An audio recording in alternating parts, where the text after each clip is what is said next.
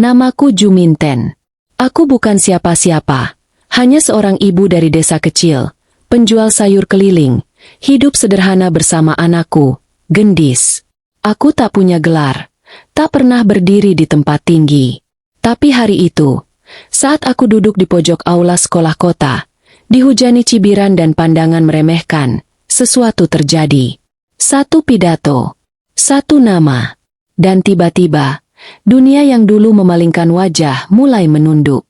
Cerita ini bukan tentang keajaiban, tapi tentang cinta seorang ibu yang tak pernah menyerah, dan tentang bagaimana harga diri bisa berdiri tegak, meski kita datang dari jalan tanah dan bau lumpur pagi. Namaku Juminten. Aku tinggal di sebuah desa kecil yang jauh dari hiruk-pikuk kota. Setiap hari aku bangun jam 3 pagi, mempersiapkan sayur-sayuran hasil panen para tetangga untuk kujajakan ke kampung sebelah dan pasar kecil di kecamatan. Hidupku sederhana, tapi aku selalu berusaha bersyukur. Terutama karena aku masih punya Gendis, anak sematawayangku yang selalu jadi alasanku bertahan dalam segala kesulitan. Gendis anak yang cerdas sejak kecil. Ia suka membaca buku yang ia pinjam dari perpustakaan desa, dan sejak SD, guru-gurunya selalu bilang kalau Gendis punya potensi besar. Aku hanya bisa mengangguk dan tersenyum setiap kali mendengarnya. Dalam hatiku, aku hanya berdoa semoga Tuhan memberikan jalan terbaik untuk anakku. Aku tidak punya uang banyak, tapi aku yakin, jika aku terus bekerja keras, Gendis bisa sekolah setinggi mungkin. Tahun ini, Gendis diterima di salah satu SMP unggulan di kota, berkat beasiswa prestasi. Saat surat itu datang, aku hampir tak percaya. Tanganku gemetar saat membuka amplopnya. Aku peluk Gendis sambil menangis. Rasanya semua lelahku selama ini terbayar lunas. Tapi di balik kebahagiaan itu, aku juga tahu aku akan menghadapi dunia yang berbeda. Dunia yang tak sehangat ladang tempatku menanam bayam, atau warung kecil tempatku biasa menyeduh kopi sambil bercakap dengan tetangga. Hari itu, hari pertemuan wali murid pertama. Gendis meminta dengan wajah penuh harap. "Bu, datang ya.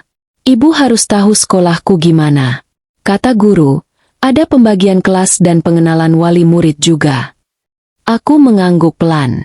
Aku tahu ini penting. Tapi jauh di dalam diriku, aku gelisah. Apa aku pantas datang ke sekolah kota yang isinya para ibu berpenampilan mewah dan berpendidikan tinggi?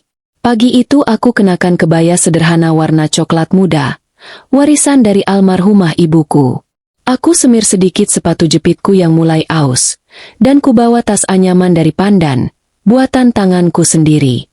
Aku naik angkot yang harus transit 2 kali, lalu berjalan kaki sejauh 1 kilometer ke sekolah. Sesampainya di sana, mataku langsung menangkap pemandangan yang membuat hatiku ciut. Halaman sekolah itu besar, asri, dan penuh mobil mewah berjejer di tempat parkir. Ibu-ibu berdandan rapi dengan baju kantor, tas bermerek, dan sepatu berhak tinggi. Sebagian besar dari mereka berdiri berkelompok, mengobrol sambil tertawa kecil. Aku menunduk, mencoba melewati mereka sambil mencari ruang aula seperti petunjuk yang dikirim lewat WhatsApp Gendis semalam. Itu siapa ya? Ibunya siapa tuh? Bisik seorang wanita dengan suara cukup keras untuk kudengar. Mungkin pembantu dari salah satu murid? Tapi kok masuk ke aula wali murid? Balas yang lain sambil menahan tawa. Aku pura-pura tak dengar. Tapi pipiku terasa panas. Kutegakkan punggungku, dan kutahan air mata yang mulai menggenang. Aku tak datang untuk mereka. Aku datang untuk Gendis. Di dalam aula, aku duduk di pojok belakang. Kursi plastik berjejer rapi. Di depanku, panggung kecil dengan meja panjang sudah dipenuhi guru-guru dan kepala sekolah. Suasana ramai, tapi terasa asing bagiku. Beberapa ibu di sebelahku menatapku dari ujung rambut sampai alas kaki, lalu membisikkan sesuatu satu sama lain. Aku hanya tersenyum kecil, walau perutku terasa mual karena rasa tak nyaman yang menyesak. Salah satu ibu sempat menyapaku. "Anaknya siapa, Bu?" "Gendis," jawabku singkat. "Oh, yang dapat beasiswa itu ya?" Nadanya netral, tapi matanya seperti sedang menilai. "Hebat ya. Beruntung banget." Aku hanya mengangguk. Entah kenapa kata beruntung itu terasa seperti sindiran. Sementara guru-guru mulai membuka rapat dan membacakan struktur kelas, pikiranku melayang pada masa-masa saat aku harus memutuskan apakah akan mendaftarkan Gendis ke sekolah kota ini. Biaya transportasi, seragam, dan buku tetap saja butuh uang, meski beasiswa menanggung SPP-nya. Tapi aku nekat. Aku jual satu-satunya kalung emas tipis warisan pernikahanku demi membeli kebutuhan awal sekolah Gendis. Aku sadar aku bukan siapa-siapa di antara para orang tua ini. Mereka mungkin manajer, pengusaha, atau PNS tinggi. Sedangkan aku hanya penjual sayur keliling. Aku tahu aku bukan bagian dari dunia mereka. Tapi apakah karena itu aku tak layak hadir di sini? Satu-satunya hal yang menguatkanku adalah senyum Gendis pagi tadi. Sebelum masuk sekolah, ia memelukku erat dan berkata, "Bu, makasih udah mau datang. Ibu hebat banget. Aku bangga jadi anak ibu." Itu cukup. Bahkan jika seluruh aula ini menertawakanku, kata-kata Gendis adalah penegas bahwa aku tak salah langkah. Aku hanya seorang ibu yang mencintai anaknya, dan ingin menunjukkan bahwa ia tak sendiri. Kupandangi sekeliling aula. Suara-suara canda, bisik-bisik, dan gelak tawa masih terdengar. Tapi aku belajar menutup telinga. Aku hanya menanti satu hal, bahwa Gendis akan punya masa depan yang lebih baik. Dan jika aku harus menjadi bahan tertawaan, asal langkah kaki Gendis tetap kuat, aku rela. Aku tak tahu bahwa hari itu pidato kepala sekolah akan membalikan segalanya. Tapi saat itu, aku hanya duduk di pojok ruangan, dengan hati kecil yang mencoba bertahan. Kupikir rasa tak nyaman di aula tadi akan segera berlalu saat rapat wali murid dimulai. Tapi ternyata tidak semudah itu. Bahkan setelah guru wali kelas berdiri menyapa, pikiranku tetap gelisah. Semua orang tampak tenang, tapi aku merasakan pandangan-pandangan itu. Pandangan yang menusuk seperti duri kecil, halus namun menyakitkan. Beberapa ibu masih sibuk dengan ponselnya. Sesekali menoleh padaku seolah aku tak pantas duduk di barisan yang sama. 1-2 kali aku mendengar bisik-bisik, pelan tapi tajam seperti sembilu. "Lihat tuh, tas anyamannya bolong. Gak nyangka sekolah sebagus ini bisa nerima siapa aja. Ya namanya juga program beasiswa, Bu. Ya pasti ada kuota anak-anak dari, kalangan bawah gitu." Aku menunduk. Dalam hati aku bertanya, apakah mereka sadar bahwa setiap kalimat itu menghina perjuanganku? Ataukah bagi mereka aku hanyalah simbol dari kemiskinan yang tak layak tampil di dunia mereka yang serba mengilap? Aku mencoba bertahan. Kupeluk erat map plastik berisi fotokopi nilai Gendis dan jadwal sekolah. Tanganku sedikit berkeringat, tapi aku menahannya agar tak gemetar. Tak ada satupun yang menyapaku dengan tulus sejak aku duduk di sini. Hanya ada lirikan cepat, pandangan singkat yang segera berpaling. Tapi aku menolak untuk pergi. Tidak hari ini. Tidak setelah aku mengorbankan segalanya demi membuat Gendis merasa bahwa ibunya hadir dan bangga padanya. Rapat terus berlanjut. Guru wali kelas menyampaikan pembagian kelas, peraturan sekolah, dan sedikit cerita tentang aktivitas siswa. Ketika nama Gendis disebut sebagai salah satu peraih nilai tertinggi saat seleksi masuk, aku tersenyum bangga. Tapi senyumku cepat luntur saat seseorang di belakangku berbisik. "Oh itu ya, anak yang katanya anak tukang sayur. Pantas. Pintar karena hidupnya susah. Biasanya anak kayak gitu semangatnya meledak-ledak. Asal jangan jadi sombong." Aku menarik napas dalam-dalam. Rasanya aku ingin berdiri dan menegaskan bahwa aku tidak butuh belas kasihan mereka, apalagi penghakiman. Tapi aku tahu, aku bukan datang untuk berdebat. Aku datang untuk hadir. Untuk dilihat Gendis bahwa ibunya berdiri tegak di tempat di mana semua orang mungkin menganggapku tak layak.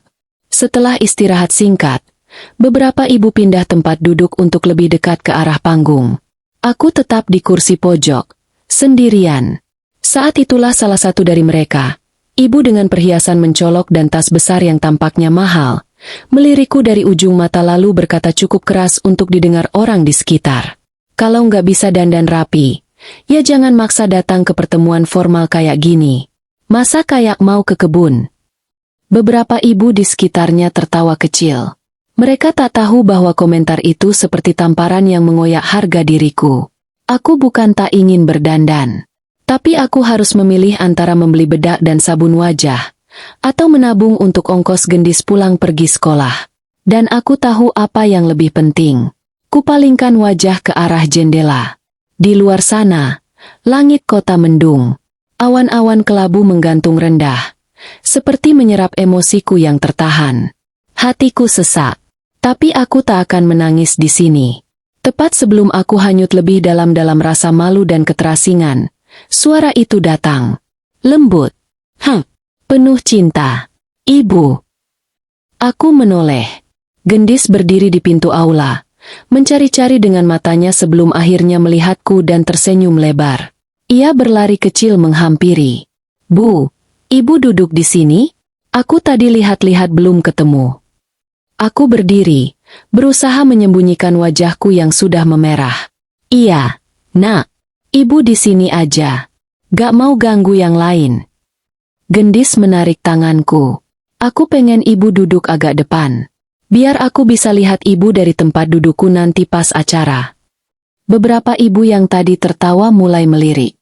Kali ini tak ada cemooh di mata mereka, hanya kebingungan. Seolah tak percaya anak secerdas dan secerah Gendis datang dari perempuan seperti aku.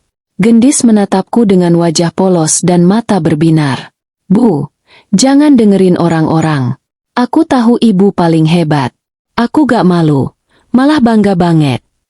Kata-kata itu membungkus hatiku yang hampir remuk.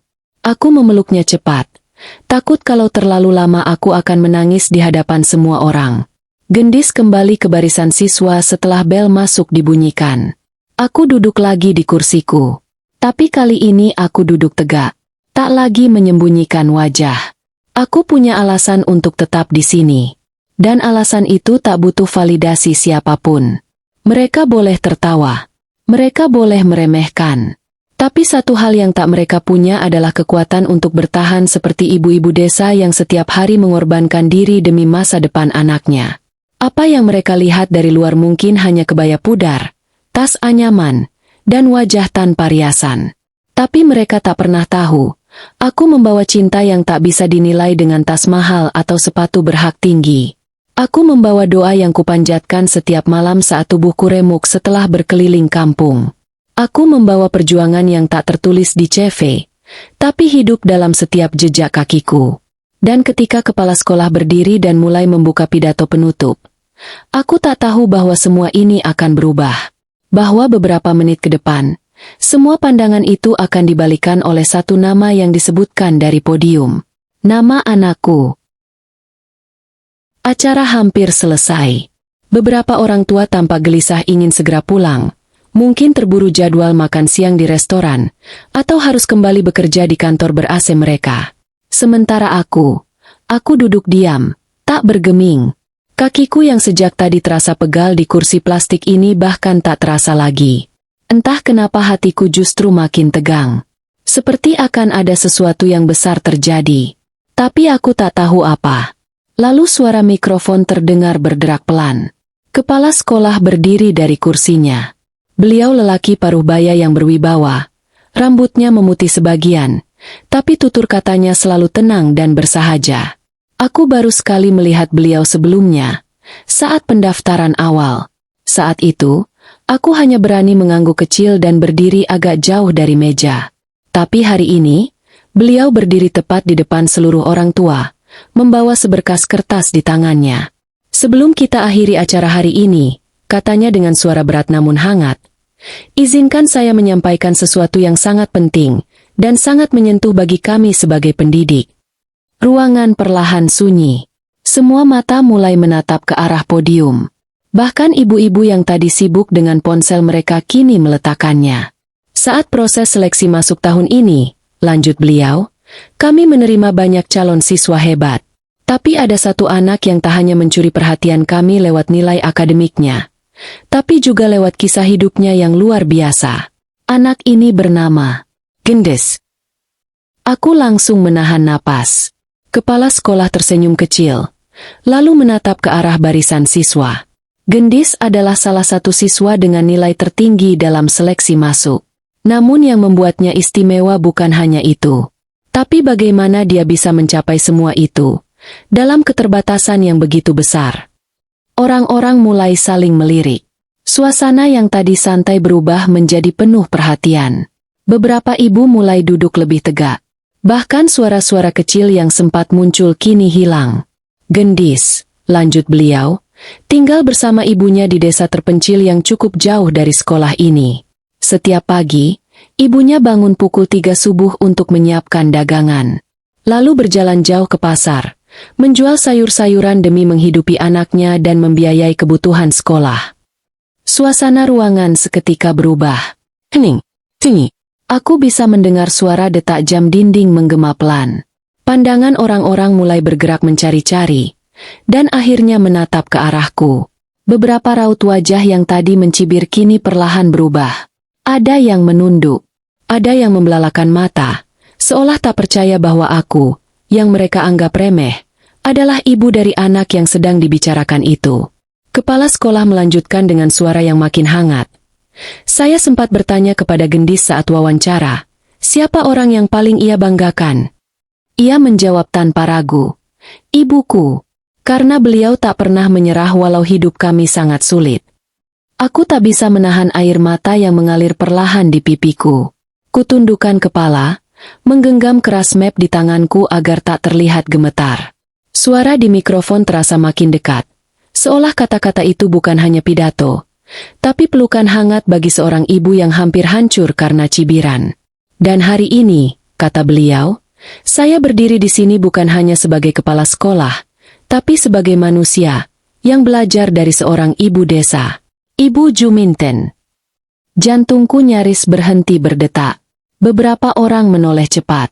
Aku merasa lusinan mata menatapku dalam diam. Tapi tak lagi dengan cibiran.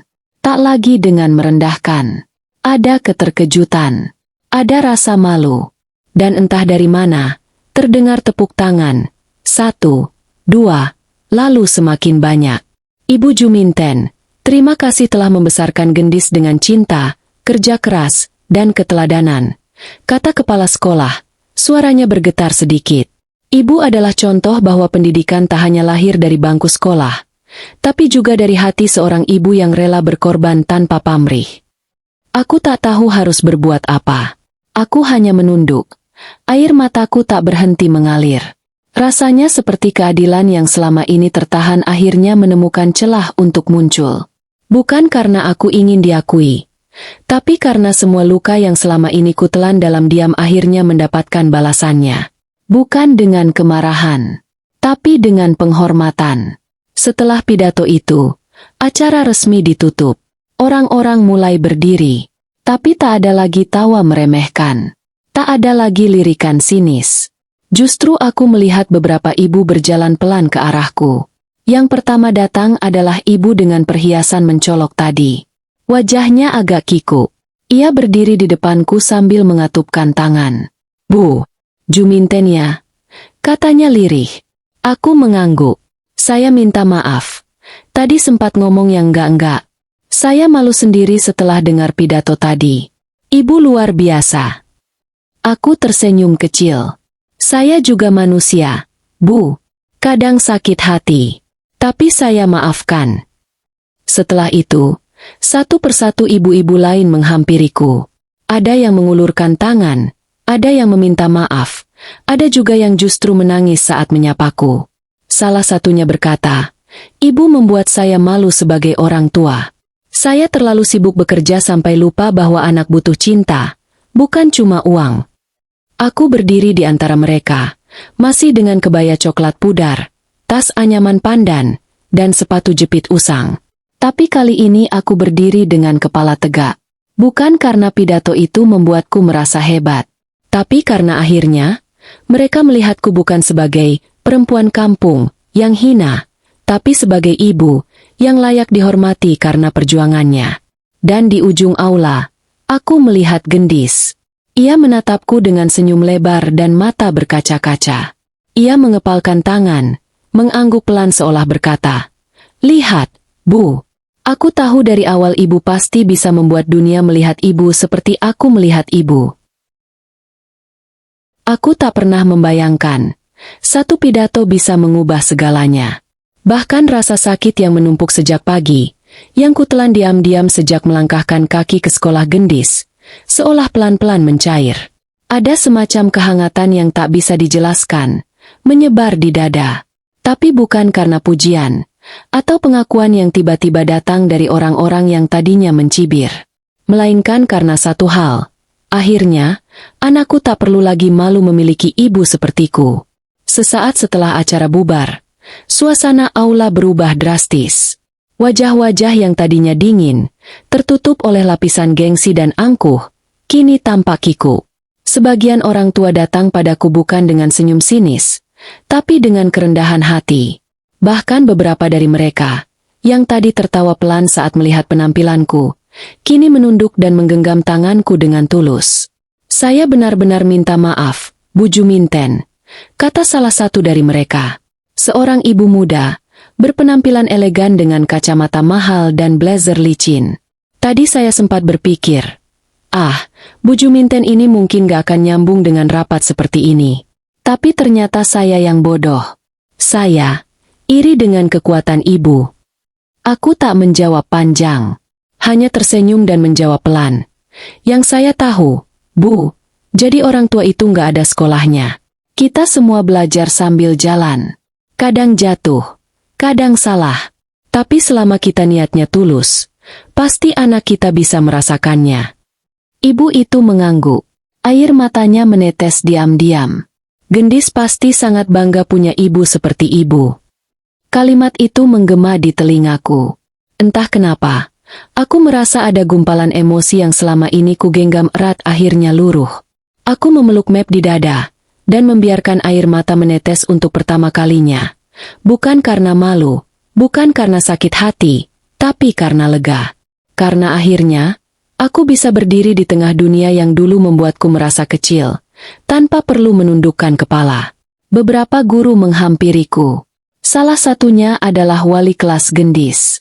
Perempuan muda, energik, dan selama ini hanya ku kenal lewat pesan WhatsApp. "Bu Juminten," katanya ramah sambil menyalamiku. Saya kagum sekali dengan gendis. Tapi setelah mendengar cerita kepala sekolah tadi, saya makin kagum pada ibunya. Aku tersenyum. Saya nggak bisa bantu gendis ngerjain PR atau ngajarin matematika, Bu. Tapi saya selalu bangunin dia tiap subuh, nyiapin sarapan, dan antar dia sampai halte angkot. Saya bilang ke dia, "Ibu nggak bisa kasih kamu uang banyak, tapi ibu bisa temani kamu jalan." Guru itu mengangguk, matanya berkaca-kaca. "Dan itu jauh lebih berarti daripada apapun, Bu." Hari itu aku pulang bukan dengan langkah lelah. Langkahku ringan, meski tubuhku sudah sejak pagi digerakkan tanpa istirahat. Ketika aku dan gendis berjalan keluar gerbang sekolah, beberapa orang tua melambaikan tangan padaku. Bukan basa-basi, tapi salam yang diiringi pandangan tulus.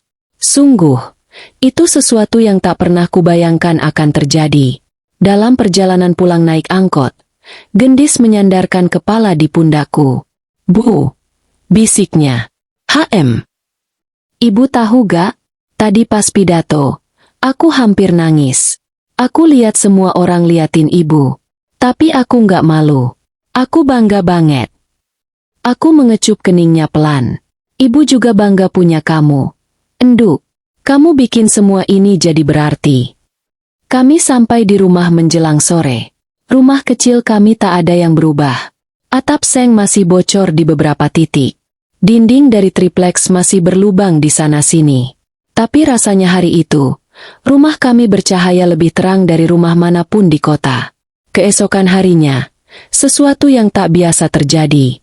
Pagi-pagi, aku dapat pesan WhatsApp dari nomor tak dikenal. Ternyata itu salah satu wali murid yang kemarin hadir di rapat.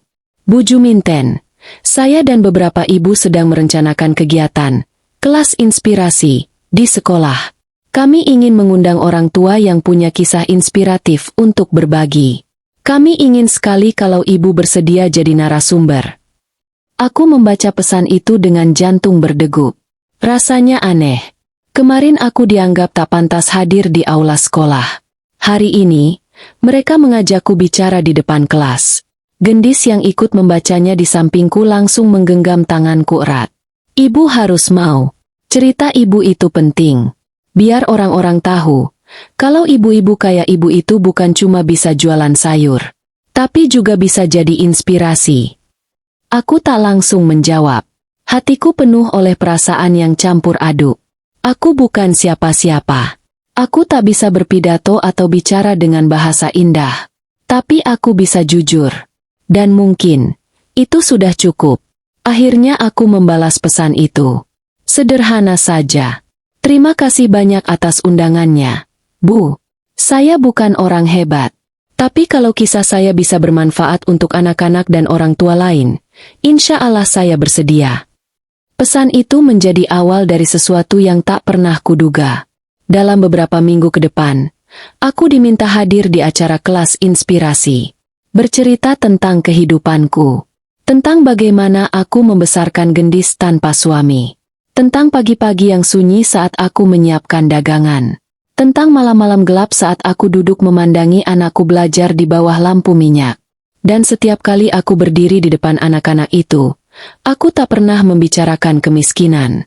Aku bicara tentang harapan. Tentang cinta. Tentang tekad.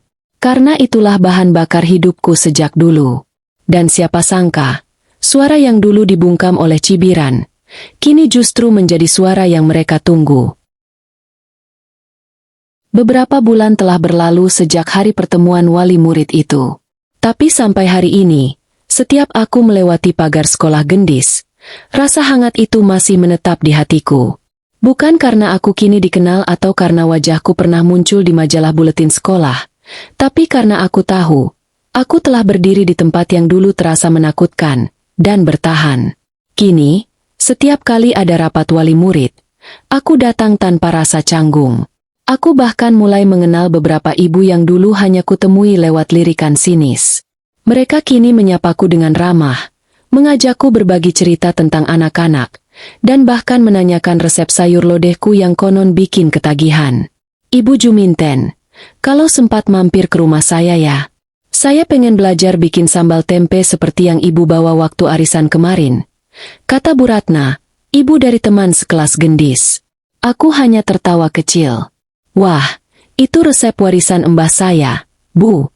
Kalau pengen belajar, sekalian saja main ke dapur saya, biar sekalian nyobain gorengan daun singkong. Sekilas tampak sepele, tapi bagiku, itu adalah tanda bahwa dinding penghalang antara orang kampung dan orang kota mulai retak, bahkan runtuh. Bukan karena aku memaksakan diri menjadi seperti mereka, tapi karena aku tetap menjadi diriku, dan mereka akhirnya melihat bahwa tak ada yang perlu direndahkan dari hidup yang sederhana. Gendis pun semakin bersinar di sekolah. Ia beberapa kali menang lomba menulis dan sempat diundang ke acara tingkat provinsi sebagai wakil sekolah. Di salah satu esainya yang berjudul Pahlawan Tanpa Selempang, ia menulis tentangku. Ibuku, Juminten, bukan orang hebat dalam arti biasa. Ia tak pernah muncul di televisi, tak punya ijazah tinggi, tapi setiap pagi ia membangunkanku dengan pelukan dan doa. Ia adalah alasan aku percaya bahwa cinta bisa mengubah jalan hidup. Esai itu viral di media sosial sekolah. Banyak guru dan orang tua yang membaca dan menangis. Bahkan kepala sekolah menghubungiku secara pribadi hanya untuk berkata, Bu Juminten, terima kasih telah membesarkan Gendis dengan cinta dan keteguhan. Banyak dari kami, termasuk saya, belajar menjadi orang tua lebih baik karena kisah ibu. Dan aku hanya menjawab dengan tulus. Saya ini cuma ibu biasa, Pak. Tapi saya percaya, kalau kita tulus sayang sama anak, kita pasti dikasih jalan. Kini, hidup kami memang belum berubah drastis secara materi. Aku masih berjualan sayur keliling. Pagi-pagi masih harus dorong gerobak, menghindari lubang jalanan, dan menahan panas matahari. Tapi bedanya, sekarang aku berjalan dengan kepala tegak. Di pasar, beberapa pelanggan baru datang setelah membaca kisahku di media sosial sekolah. Mereka membeli bukan hanya karena sayurku segar, tapi karena mereka ingin ikut belanja dari ibu gendis. Lucunya, kadang ada yang berkata, "Bu Juminten, saya jadi rajin bangun pagi gara-gara tahu perjuangan ibu." Aku hanya bisa tertawa. Loh, malah saya yang jadi inspirasi ya? Padahal cuma jual kangkung dan bayam. Tapi jauh di dalam hati, aku tahu, ini bukan tentang aku. Ini tentang banyak ibu di luar sana yang hidupnya tak pernah dilihat. Yang kerja kerasnya dianggap biasa. Yang pengorbanannya hanya dianggap bagian dari kewajiban. Hari ini, aku membawa suara mereka. Suara yang biasanya dibungkam oleh status sosial, oleh penampilan, oleh asumsi bahwa kalau kamu miskin, maka kamu tak layak dihormati. Dan aku tak akan menyia-nyiakan kesempatan ini. Aku mulai rutin diundang ke sekolah-sekolah lain untuk bercerita.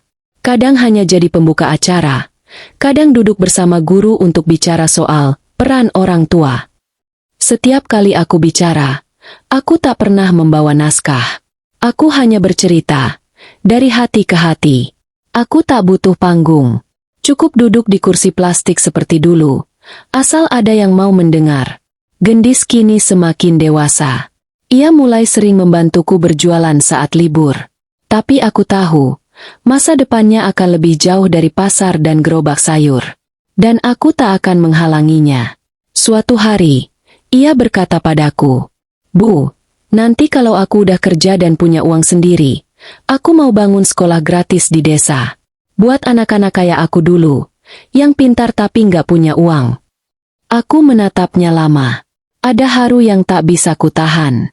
Ibu bangga, "Enduk, tapi jangan lupa, sehebat apapun kamu nanti, jangan pernah lupa kaki kamu berawal dari tanah desa ini." Gendis mengangguk.